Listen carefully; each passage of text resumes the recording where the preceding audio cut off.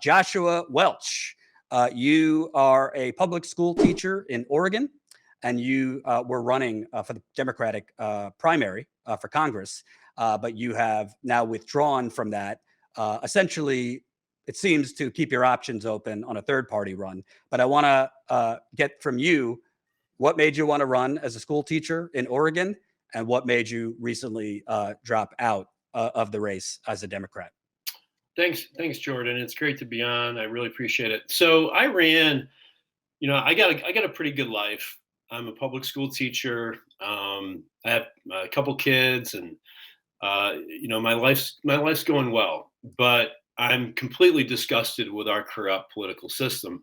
And so I live in Oregon's 4th district, which is currently represented by Democrat Peter DeFazio, who's been in this seat for decades. And in the past, as you may know, when you have incumbents that have been there for a while, it's virtually impossible to challenge them and get them out of office. So he decided to retire. And I decided that I wanted at least one anti-corruption candidate in this race. And so I entered the race understanding that I was up against the whole political establishment. I'm a newcomer, but I wanted to at least affect the debate and the discussion around who should represent us. And what happened was I got into the race. Of course, I was ignored by a lot of the media, but I also got to experience the corrupt, kind of rigged system that is in place with the unions. Now, I'm a union member, and I'm very pro-union. Anybody that knows me, you can look at my record. I'm extremely pro-union, and I wish we looked much more like Western European countries that have much higher rates of unionization, much more workers' rights. But now I knew about this a little bit about how the endorsement process worked with the unions. I knew a little bit, but I got a front row seat this time. Now I withdrew from the race after about 6 weeks mainly because in Oregon, there's this law that is in place that protects the establishment that says if you run in a primary of a major party, you cannot run as a minor party. So, if you want to build name recognition, if you want to get to understand the political system, ideally you could run in a Democratic primary, for example, and then if you lose, you could still go on to win the nomination of a third party, and after having had some experience and after building name recognition. But you can't, in Oregon, you have a deadline of March 10th or March 11th to where if you're still in that race, they don't allow you to run as a third party. So I wanted to keep my options open. Now, at this point, I do not believe I'm going to represent a third party, mainly because I really have, my life is pretty full with my teaching and my kids. But I wanted to share with your audience and as many people as I can how unions are working against workers' interests by preserving the corrupt system by endorsing corrupt establishment candidates. So the system is really designed for political insiders. I'll tell you, as a candidate, I couldn't even get an interview with my own union. And what union is that? Which is the Oregon Education Association. So the Oregon Education Association is the biggest teachers union, is the teachers union in Oregon. So I have my local union, but they only did endorsements for local races. So the OEA does the endorsement for federal races and statewide races. And essentially, it's a rubber stamp for establishment politicians. So if you look at the criteria for getting an interview and getting support, the corrupt candidates have it made. Like no outsider, no anti-corruption candidate like myself is ever going to get the endorsement of the unions. Now, I can't say for sure, but unions like the AFL-CIO, the SEIU, also are operate with similar systems. If you're not a political insider, if you're not an establishment candidate, you've just got no chance. So on one hand, unions like my own work tirelessly to improve workers' conditions. We just negotiated a contract recently, which was really tough. We also work for like school funding measures. So in Oregon, we have ballot measures that we can pass for like school funding, and our union will campaign for those. It's all good stuff. But when it comes to the elections, this is where the unions are like preserving the corruption. So in this race, by the way, my former opponent, who her name is Val Hoyle, she is the establishment candidate. She is corrupt. She's never seen a donation that she's turned down. She's taken money from every big tobacco, the fossil fuel company. In fact, the Lever, formerly the Daily Poster, did a story on her, on Val Hoyle, because we had not long ago, a major fossil fuel company was trying to run a giant natural gas pipeline through the middle of our state. And it was widely opposed by environmentalists, landowners, farmers, you name it. Like almost everybody was against this. Val Hoyle, who is the establishment pick, came out in favor of it. And guess what? She took some money from, she takes money from that company, right? So now I couldn't even get this. Now, not only do the candidates like me not have a chance, but I couldn't even get the results of the vote. So my union had like well, actually, I want to be clear. They create a PAC. So it's not the OEA, it's the OEA PAC, right? Mm. But so they use teacher's name, they use my good name along with my colleague's good name to put their stamp of approval on corrupt candidates. And they have this convention process where if you want to be part of the convention, if you want to vote, you have to make a donation. So it's a pay to play, or some local unions will elect one delegate to represent them. So it's very undemocratic. It's run by political insiders, and it's secretive. They won't even give you the information. In fact, when I tried to find out, because there were a couple other candidates that are still in this race that are credible anti-corruption candidates, okay? And I wanted to see, and one of them was able to get into the convention, and I wanted to see how we voted, how the votes went down. Well, when I asked my own union, they said, that's not public information. You can't have it. And then I finally got an official I asked them, I said, if you're so proud of your process, of your endorsement, and by the way, it's not just endorsing. When they vote to endorse, that opens the funding mechanism too through the PAC, right? So they said, you can't have any of the information unless you're a donor or you were a candidate in the process.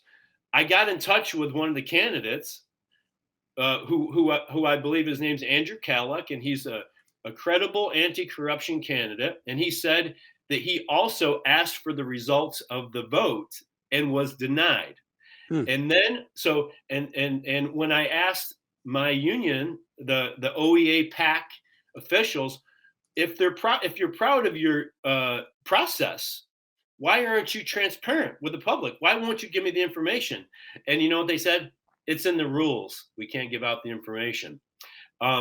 So just to give a little backstory, this started back in 2016 when the NEA, which is our parent union, the National Education Association, I was following that race very closely. I am a Bernie Sanders type of progressive. And I was stunned when the NEA endorsed Hillary Clinton, the queen of corruption. Because number one, I mean, I say I was stunned. I was surprised because that was one of the first. I was following that race closely, and Bernie, if you might, some of your listeners may remember, the top supporting profession of Bernie were teachers. Right. More than anybody, any other profession, teachers were donating to Bernie. And I thought, that's peculiar that the NEA endorsed Hillary Clinton. So I had emailed the NEA, and I was a union member back then, asking them for information. I wanted to know, how did the vote come down? Who voted which way? Who got how many votes? Crickets. They ignored me. Now, this was in 2016. I only have so much time and energy as an average citizen to put into this stuff. So I kind of just wrote it off. I didn't follow up.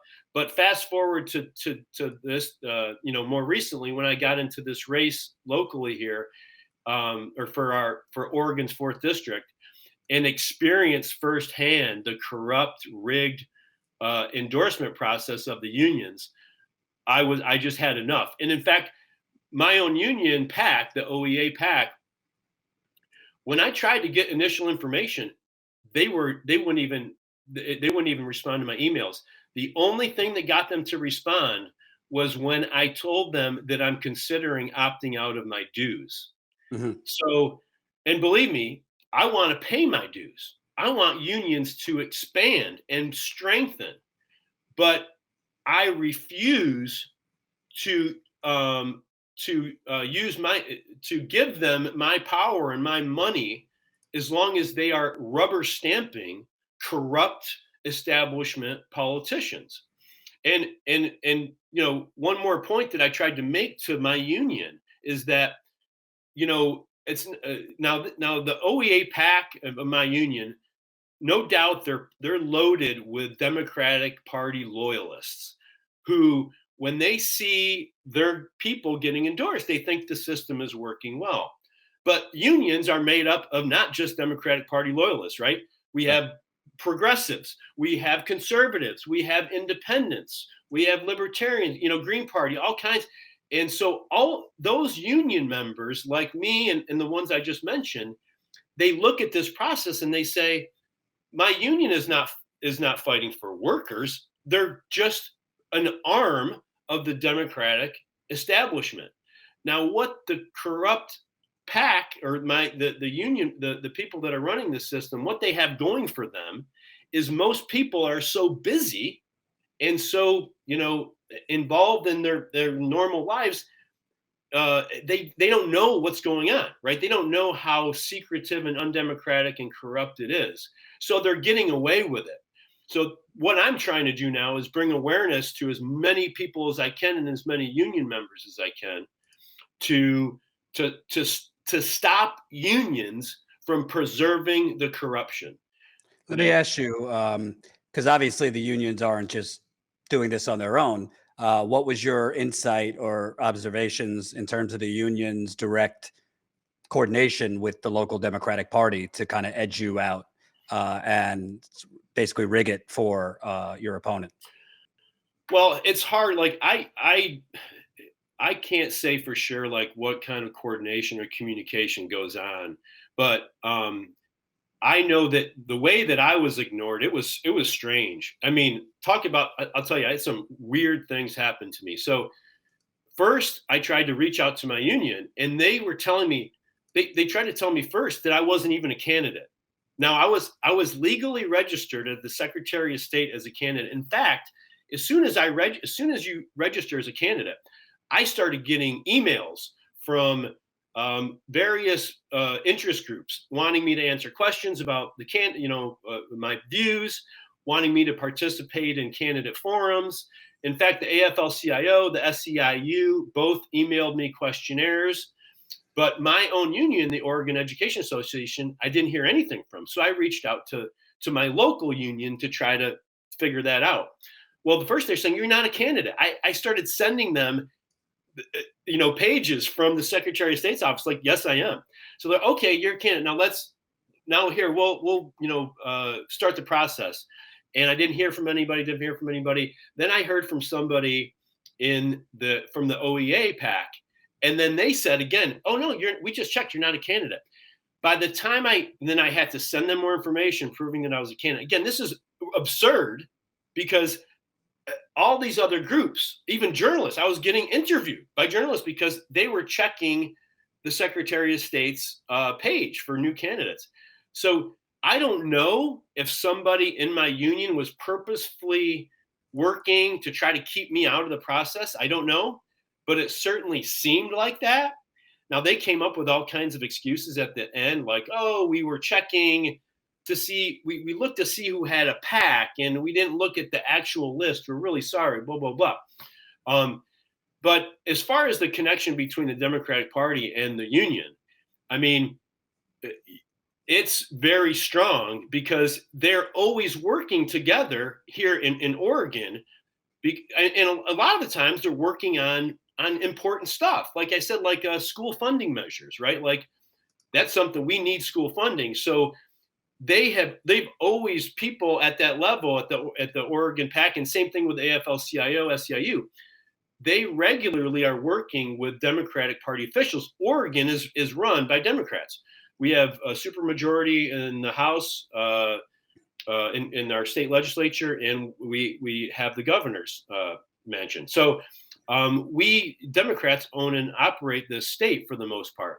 So the unions always are, especially people at the PAC level, they are working with Democratic Party officials, I mean, all the time, or, with great regularity. And in fact, when I first mentioned my candidacy to a fellow union member that had worked with our union for a long time and had done political work, I said, well, the establishment has already picked Val Hoyle, so it's going to be tough to beat her. But I'm going to try and get I'm going to vie for the union's endorsement. And the reply from my fellow union member said, oh, it's going to be hard for the union not to endorse her because they have such a good relationship with her. And that's right. That's it right there, Jordan. It's insiderism. So it's, and I mean, every Democratic official, elected official, has got behind Val Hoyle. So the corruption is just so normalized, and it's so difficult to overcome. And I mean, I know it's the same in other states too, but that's what we face here in Oregon. And so union members, it's really going to be up to union members to change the system. And unfortunately, just in communicating with the people that I've communicated, these people are like the DCCC people. They think people like me are just, a waste of time. Like, they don't know what you're talking about. This is this system that they like, that is working for them. Again, that is rubber stamping these politicians. They think it works great. And so I could email and I could call, and I could get other union members to email and call and complain. And we could go to meetings and advocate for rules changes. We could probably work our whole lives and get almost nothing changed. So unfortunately, the only thing that I think is going to force unions to stop the corrupt system is for large numbers of union members to say, I'm opting out of dues unless you change. And I've told my union president this. I said, look, they can do a couple things. They could democratize the process, the endorsement process, where every union member gets a vote, and let the cards fall where they fall, and I will live with that. It's not like I'm really upset that my preferred candidate didn't get endorsed. It's that the voices of teachers, or most teachers, are not involved in the process that uses our name, right? So I told them they can radically democratize the process. And by the way, unions vote on all kinds of stuff, like whether we should be wearing masks in school, whether we should approve our contract. It's not like we can't vote. Or they can just get out of the endorsement process, which may be, by the way, it may be the best thing for unions to get out of that political piece, because it creates so much animosity and negativity amongst a lot of union members because they see it as a very, very political act. So that's my goal, is to get union members to kind of fight back and say, we're not going to support this anymore. Either democratize the system or get out of the endorsement process. Well, you might have a fighting chance, as obviously we're having these great union drives, strikes. So as the union and labor movement continues to grow and get a little tougher in the spine, hopefully that happens. Thanks for watching, and make sure to tune in to Status Coup's daily live stream Monday through Thursday at 5 o'clock Eastern Time and Fridays at 4 o'clock Eastern Time.